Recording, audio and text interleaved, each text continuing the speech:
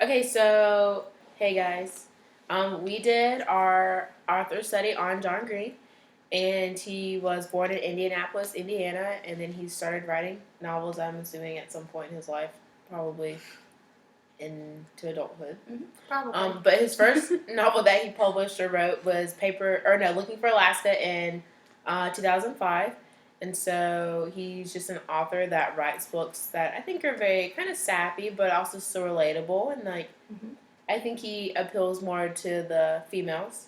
So to get us started, I read The Fault in Our Stars, and it is about two teenagers, Hazel Grace and Augustus Waters, and they they meet at a support group, and they actually kind of just fall in love, and they actually both have cancer, and so it just talks about their trial. It just talks about. Okay. No, we're doing it. It just talks about their trials, to being in love and young love and stuff, but actually at the same time, having to deal with an adult situation as having cancer and such. And it's a great novel. And I have a quote. And yeah, why?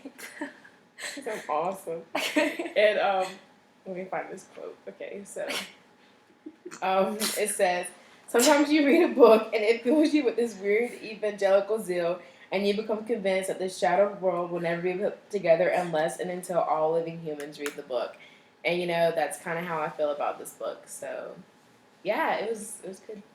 Awesome.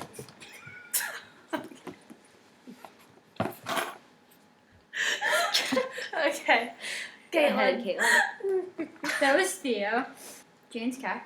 I read Paper Towns, and basically it's about this guy and this girl who grew up next door to each other, and they were best friends when they were little. They drifted. By the time they were 18, one night, Margot. Okay, sit down. Sit. So Margot. Quentin, and one night Margot climbs into his window of his room when he's asleep and says, "I need you to drive me. I need you."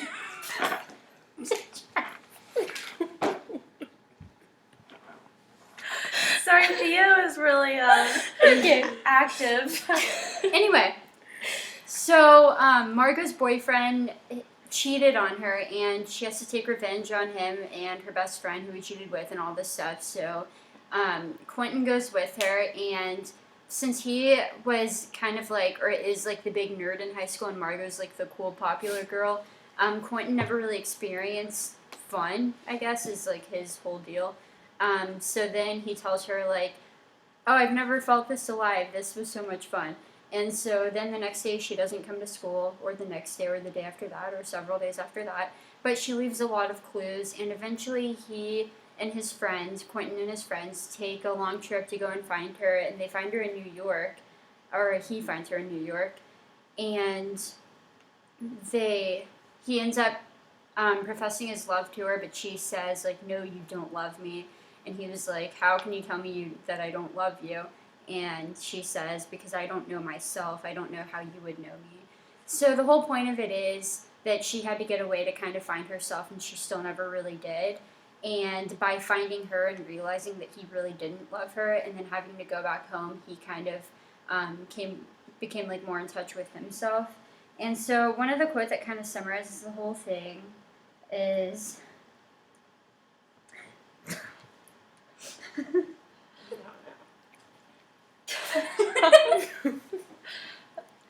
is...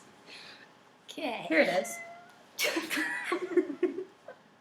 What a treacherous thing to believe that a person is more than a person. So they find out that that she isn't just this idolized thing. She is a person. So then they go their separate ways. I read Will Grayson, and it's by John Green and David Levithan, so it's co-written, and each chapter is told, or like it switches, it's alternating between the two different characters named Will Grayson. So John Green writes from the first Will Grayson's perspective, and then David Levithan writes from the second Will Grayson's perspective. So the first Will Grayson is a really normal kid, like he has his parents, and his best friend is a big gay football player named Tiny Cooper, and Tiny Cooper is one of the main characters too. But he's just a pretty normal kid. He's a little shy, but there's not anything really like hard in his life.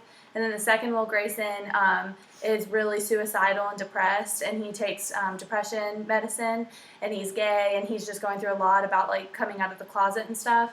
And so the whole story is about the two Will Graysons meeting by chance, and they become really good friends. And the second Will Grayson, who's gay, develops feelings for Tiny Cooper, who's the first Will Grayson's best friend.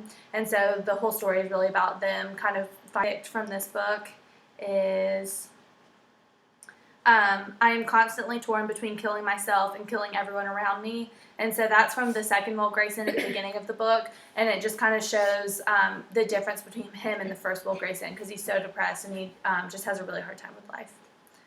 And then I did Looking for Alaska, and this book was about a kid named Miles who was an outcast at the school that he went to in Florida, and he decided he just really wanted to make something of his life and be exciting. So he goes to a boarding school in Alabama, and while he's there, he befriends this kid named the Colonel, and the Colonel kind of takes Miles under his wing, nicknames him Pudge. They go on all sorts of adventures, and the story introduces a lot of topics that teens, topics and issues that teens face, just like sexual urges and drugs and cigarettes and alcohol and all that. And but during all of this, there is a girl named Alaska who is also the Colonel's best friend, and Miles, or Pudge, has a huge crush on her. And the story sort of centers around a tragedy that involves Alaska, and at the end it basically reveals that Alaska was a very flawed human being despite her sort of perfect outer being. So the quote I chose was, "It always shocked me when I realized that I wasn't the only person in the world who thought and felt such strange and awful things." So that will tie us into our discussion on how it's relevant for YA kids. And I said that this book is relevant because it deals with all those topics that I brought up beforehand, and depression and trying to fit in. Mine is an LGBTQ novel, so I think it's really important to incorporate into classrooms because not only does it inform students of a lot of different things, it also challenges a lot of stereotypes of gay high school students. And Tiny Cooper and Will Grayson are two gay characters, but they're really different from each other. So it kind of, moves away from just having one narrative for a gay high school kid. Paper Towns also challenges stereotypes in high school. Like, they think Margot is just like this really like great popular girl, but she actually has a lot of baggage.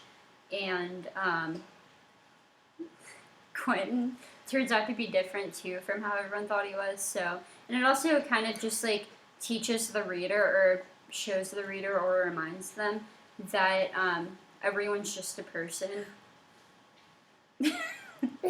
Okay, so well, my novel is really good for YA because the two characters have cancer, and I feel like that's a very adult. It's an adult topic and situation, but obviously, like, kids can get it too.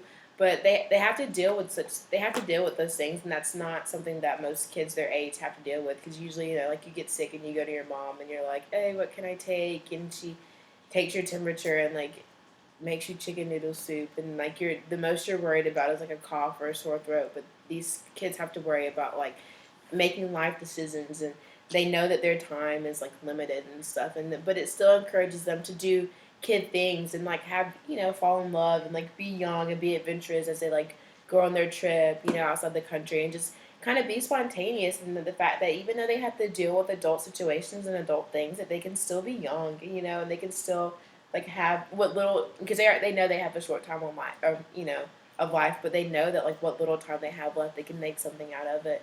So, I mean, Yeah. Overall, I would rate our books pretty high. Yeah. I would think give them so. some high ratings. And these two books both have movies Yeah. that are pretty true to the books. So And this one, the Pulitzer Prize too, so Ooh. pretty well known. what about your book, Sam? Yeah, how Yeah. your book It do? won all the awards.